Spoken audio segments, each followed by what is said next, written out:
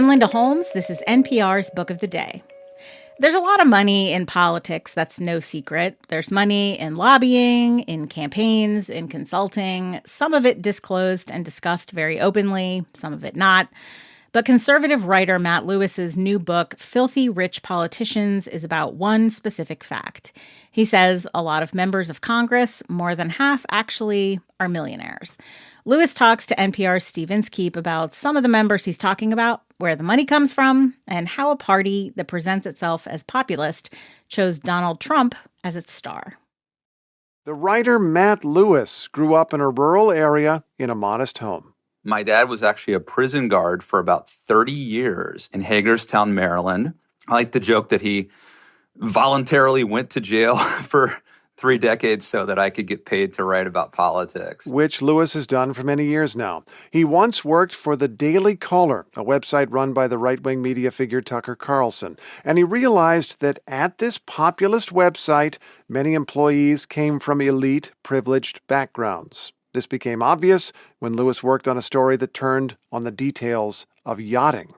And I just said, hey, does anybody here know anything about yachting or sailboating? 10 hands go up. And that's when I knew that I was not in Kansas or West Virginia anymore. Lewis has now written a book on the gap between Washington elites and the people they serve. It's called Filthy Rich Politicians. Everyone has kind of known that politicians tend to be richer than the rest of us. And it's certainly true when you talk about, like, presidents. But right now we're at a point where more than 50% of the members of Congress are millionaires. And so it's a similar situation as with the media.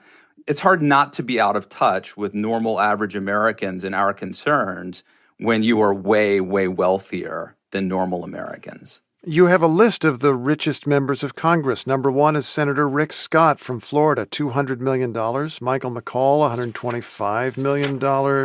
Flip through here. You give Nancy Pelosi as being worth $46 million. Ralph Norman, $20 million, is only at number 25. What do you draw from that? Well, first let me say it's almost impossible to know exactly what their net wealth is because politicians have written the rules regarding their disclosure, how they disclose their wealth. But I think, the really more disturbing part is once politicians get elected, they almost always get richer. Help me understand how political figures would get richer. And I want to underline a couple of things here. Members of Congress make 6-figure salaries, but they don't actually seem like that much when you consider they need to own 2 homes and fly back and forth and travel around all the time and do different things. And yet you're saying that people get richer after they come to Washington. What are some ways that happens?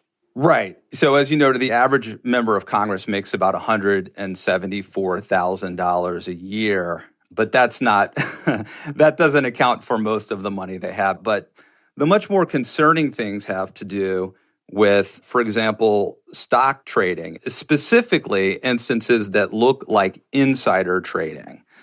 But there's a lot of things, including book deals, believe it or not. Ron DeSantis, a month ago, was worth about $300,000, at least according to his disclosure. He just became a millionaire because of a book deal.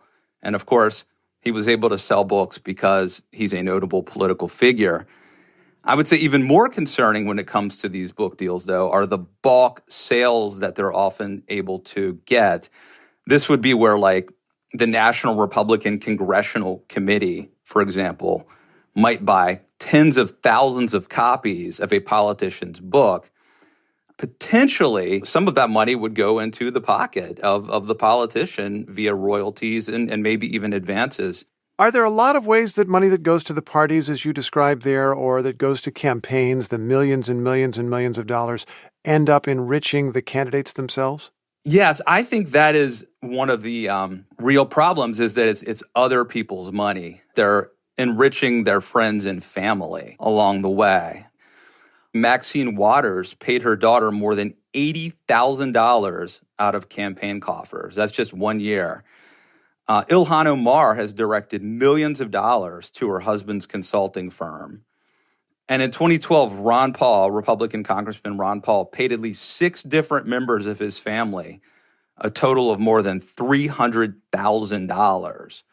And so in this case, the money is being paid to family members, and I think it's really eroding trust in our elected officials. Can the officials in every one of those cases essentially say, well, they were doing work. People should be paid for work. And yeah, they're a family member, but that's the person I trust. John F. Kennedy named his brother Attorney General. Yeah, absolutely.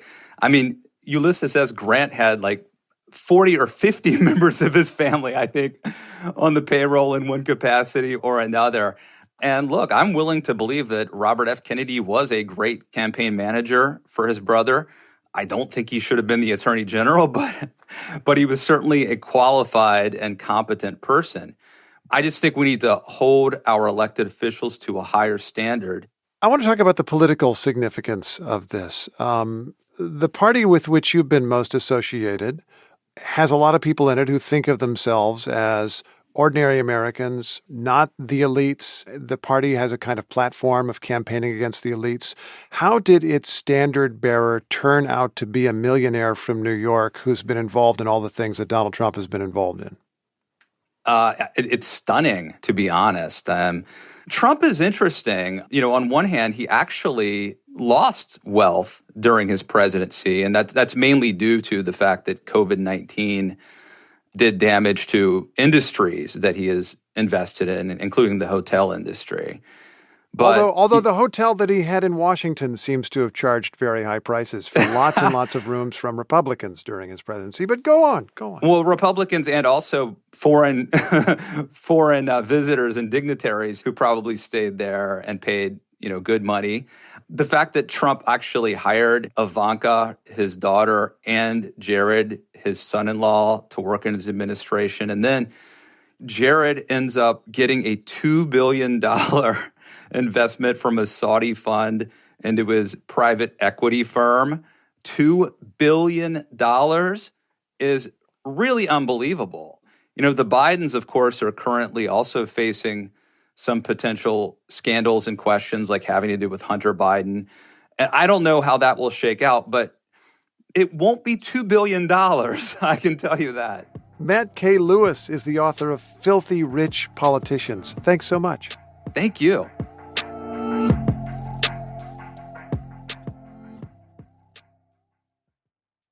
Summer means a lot of things, and at Pop Culture Happy Hour, we love a binge-worthy show, a movie that gets us to theaters, or the arrival of a fresh album.